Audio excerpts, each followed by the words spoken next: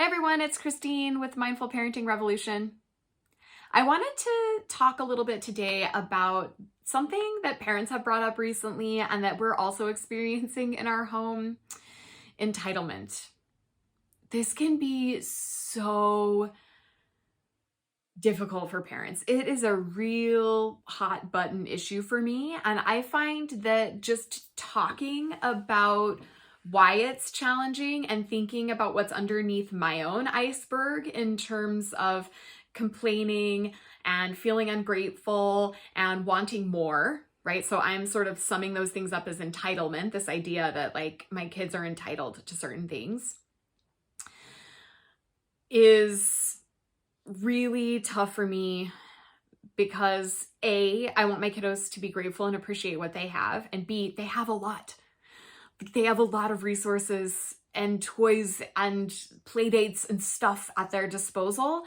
And so I think that there's a little bit of guilt and shame within me when they're not grateful and appreciative of it. So first thing about entitlement is to check in with yourself and ask, why is this so triggering for me? And then let's remember how normal it is. So it's a really normal aspect of a child's development to feel self-centered, to be looking at how they relate to the world and how the world relates to them. My kids are very focused on fairness, and they're also very focused on what more they can have. They really want it all. Like, there's not a stuffy in the world. It doesn't matter how many stuffed animals they have under their beds and stuffed into baskets. There is not a single stuffy in the world that doesn't pull them in and make them think that they need just one more stuffy. So let's just remember that this is developmentally appropriate for kiddos to be focused on themselves and wanting more for themselves, whether it's more time, more attention, or more stuffed animals, right? That helps me a lot, just to remember it's not just my child.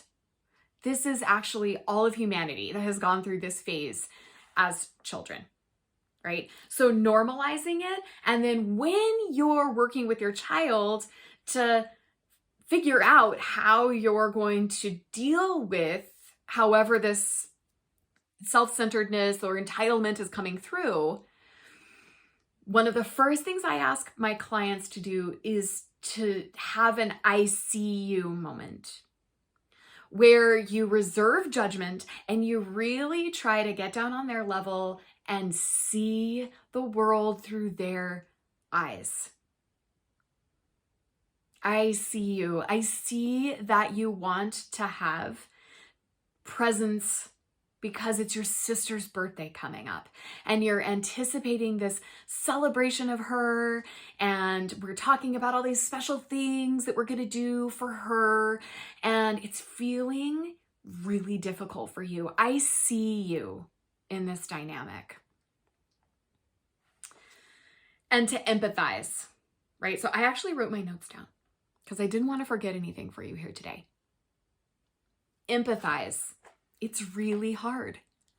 When someone else's birthday comes around, we've forgotten how much fun and how much celebration we had for our own birthday when we celebrated it. So I understand that it's really hard when someone else's birthday comes around and we're focused on them and we're buying them toys and we're buying them piñatas. I see you, and I know how hard that is. Now, how can I support you? What do you need? Because I don't think it's the toys, and I don't think it's the play dates, and I don't think it's the control. I see you asking and grasping for all of these things these past couple of days. But what I think you actually need is connection and affection. Maybe we've been so wrapped up in preparing for this other event or birthday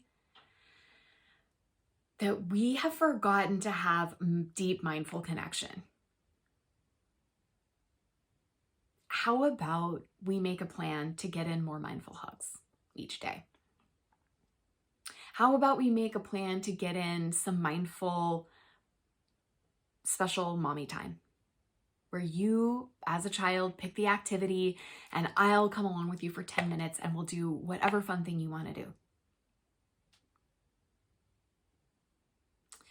Make a plan with your child to help them help themselves, right? The other thing I really like to remind kiddos when I'm coming up with a plan for how can we support you when you're feeling sad and it's coming out as selfishness or entitlement is that you are the best person to help yourself. I'm here to support you and nurture you and help you get the things that you need, but you know how to love yourself best.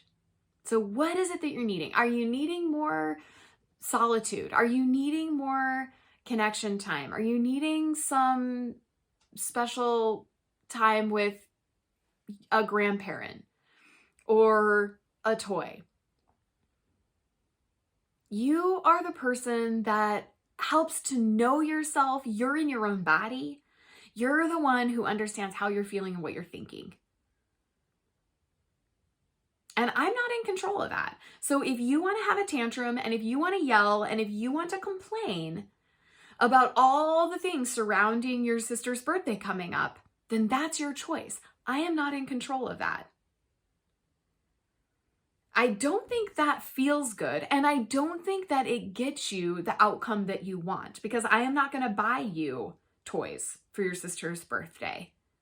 And I am not going to give you a piñata on your sister's birthday or give you control over your sister's birthday party. Like, that is not going to happen. I'm going to stay strong in my boundaries and what I'm willing to do as a parent. And I know that I cannot control your behaviors. But I want you to ask yourself, and I would honestly say this to a 4 or 5-year-old, if they're younger than that, you may need to use some sort of different language. Modify this a little bit. But tell kiddos, I would ask yourself, what do I really need here? Is it really the toys? Is it really the control? Or am I needing reassurance? Am I needing nurturing? Am I needing affection? Am I needing hugs? Am I needing connection? What is it I'm really needing? See if you can dig deep and get to the bottom.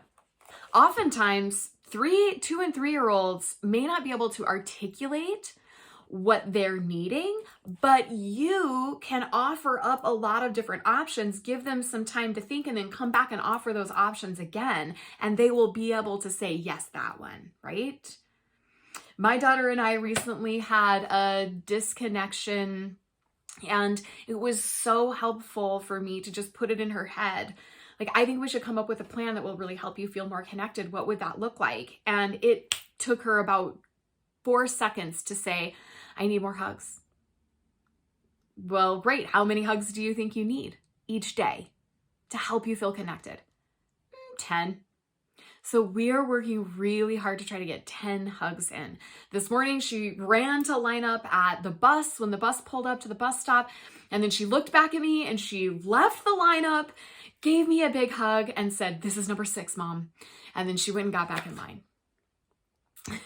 It's been maybe 2 weeks and we're counting hugs. And it seems to be really helping her to mindfully tap in when we have that connection, instead of just like giving a hug and going and not really making it meaningful. So how can you help your kiddos with entitlement? By using an I see you statement, empathizing with how hard it is that we don't get everything we want when we want it, without judgment, right? That's the hard part for me. I'm like, why do you want so much stuff? And then helping to come up with a plan that addresses the underlying unmet need. That's what's really going to help you, right? Because it's highly likely that while you're addressing that underlying unmet need, you're also going to get some other ones in there too that may be causing tantrums or upset or jealousy, etc. Okay, I would love to hear about your plans for connection or what's under the iceberg for your kiddos. Feel free to leave a comment.